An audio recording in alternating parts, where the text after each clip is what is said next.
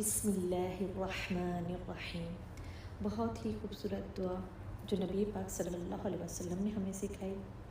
اللہم انا نجعلک فی نحورہم ونعوذ بک من شرورہم۔ اے اللہ، تجھ کو ان کی گردنوں پر رکھتے ہیں۔ نحور ہوتا ہے یہ جگہ، شہرک جہاں پر قربانی کی جاتی ہے۔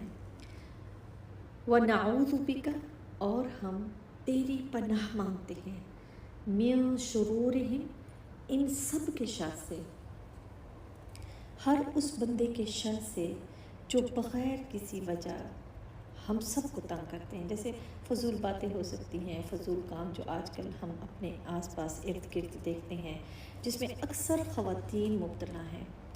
تعویذ، جادو ٹونے، ٹوٹکے، سب فضول خرافات باتیں، ہر اس بات سے ہم اللہ سبحانہ تعالیٰ کی پناہ مانگتے ہیں۔ شیطان نے اللہ سبحانہ تعالیٰ سے کیا کہا تھا؟ اے اللہ سبحانہ تعالیٰ کہ میں تیرے بندوں کو ورغلاؤں گا قیامت کے دن تک۔ وہ اس کا مقصد کیا تھا کہ اپنے ساتھ جہنم میں لے کر جانا۔ اور اللہ سبحانہ تعالیٰ نے فرمایا جو میرے بندے ہیں وہ میرے ہی رہیں گے، چاہے تو کچھ کر لے۔ شیطان مطمئن ہو کر نہیں بیٹھا ہوا، ہر طریقے سے، ہر طرح سے انسان کو گمراہ کرتا ہے۔ کبھی عبادت نہیں کرنے دیتا، نیکی کا کام نہیں کرنے دیتا، ہر اس خیر سے دور رکھتا ہے جو اللہ سبحانہ تعالیٰ کو پسند ہے۔ اللہ کے پسندیدہ کام، نماز، عبادات، تسبیحات، ہر اس چیز سے دور کرتا ہے۔